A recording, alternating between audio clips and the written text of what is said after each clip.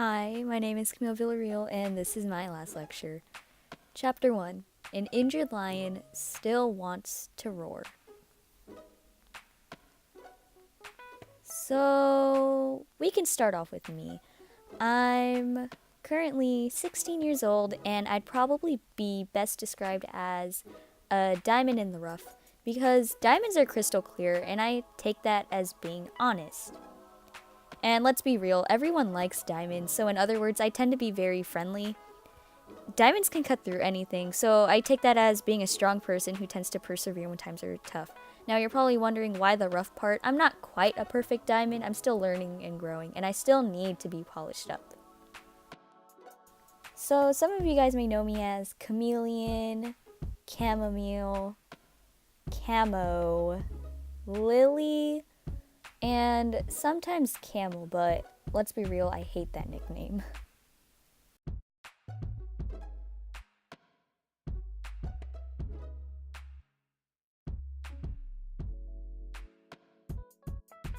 I feel like the purpose of this project is to find out who I really am, and I'm still trying to figure out what my purpose is really in life.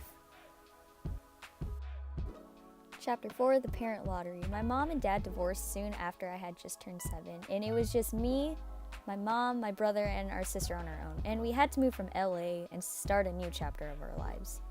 So at that time, my mom was really my biggest inspiration due to the hard work that she put into raising my siblings and I, and being a single parent and how much she has accomplished over the years. Soon, my mom met my stepdad Wayne, they ended up getting married, and they had my half-sister Gwen.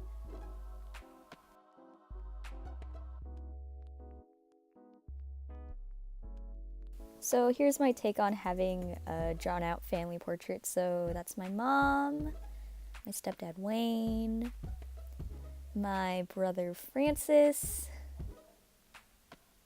me, my sister Sheila, or you may know her as my twin, my stepsister Meliana, but we call her Melly for short, and my half-sister Gwen. Now, my family isn't perfect, but I couldn't have asked for anything more. My family's large size have taught me how to work well with people, and let's be honest, when you have such a large family, you learn how to get along with each other even if you can't stand them. Chapter 7, I never made it to the NFL. Growing up, I always wanted to be a Disney princess, but instead I became Cinderella before she had her happily ever after. I soon learned that in the real world, there is no such thing as becoming a princess, so instead my dad became one of my biggest mentors. He taught me how to do things that would benefit me in the real world. As much as I wanted my dream to become a reality, it's not really possible. I'm busy juggling school, friends, the social life, and chores. It's definitely not a life of a princess. I'm not quite a princess, but maybe someday I'll get my tiara. Chapter 11, The Happiest Place on Earth. One of the challenges that I faced was when I had to move, and I had to leave all my friends that I had known since pre-K and start out fresh. I originally attended a private school, and I had to transition to a public school. So during my 2 years at junior high, I encountered a brick wall that I couldn't really go over, because I wasn't really popular and I didn't really make a lot of friends. And I ended up getting bullied a lot because I was so different from the rest. I was basically the kid that had to eat alone during lunch. In all honesty, it was probably the worst 2 years of my life. However, during the beginning of my freshman year, I had to switch schools, and I realized that this would be a new start for me. I took advantage over it, and I decided to go outside of my comfort zone and join clubs like FBLA and speech and debate, and it was honestly one of the best decisions of my life.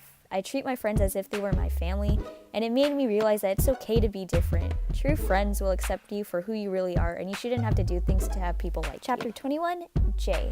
I met my best friend Maki when I was about 7 or 8, and she had just moved from Japan. We didn't really talk at first, but we actually made the effort, and we realized how similar we were, and we ended up becoming friends for about 9 years now. Chapter 24, A Recovering Jerk. When I attended private school, I didn't really know what the word gay meant. I was only 7 years old at the time, and I decided to spread this rumor around to take revenge on my brother. I ended up regretting it, and still to this day, I would still want to change my actions. However, this mistake means that I'm only learning. Chapter 28, Dream Big. So adults could either be your best friend or your worst enemy. There is no in between. I had an encounter with an adult that ended up becoming my enemy. I always had this dream of becoming the top of my class academically, but this dream was crushed. It was all because of a teacher I had in 8th grade, and she wasn't really nice, or nice to anyone at least. And she would say things that would degrade my worth and my intelligence. And it made me believe that I was actually an idiot and that I couldn't really accomplish things. It made me believe that dreams don't come true.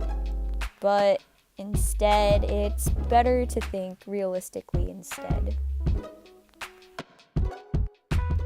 Chapter 53, Never Give Up. If you don't know me already, I do not like to drive.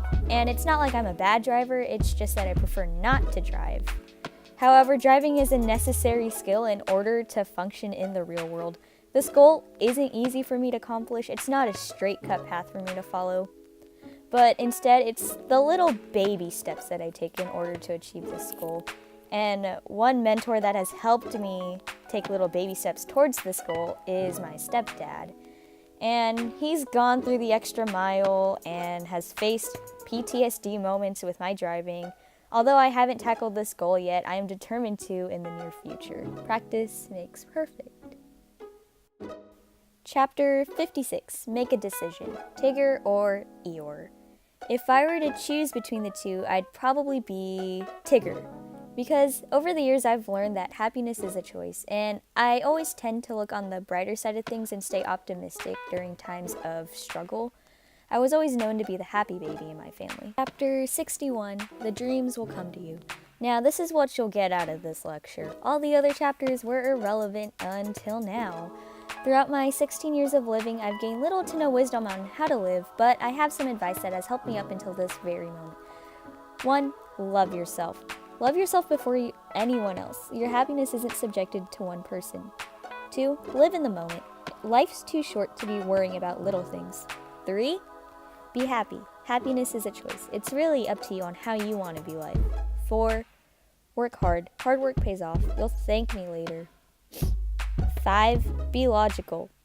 You really don't want to be an idiot. Now, in reality, I haven't really found who I am and what my purpose is. I'm only 16, but I hope you take this advice and use it to your own benefit. Because in reality, it's up to you to decide on how you want to interpret it and how you want your journey to go. Thank you for watching. I hope you enjoyed. Bye, guys.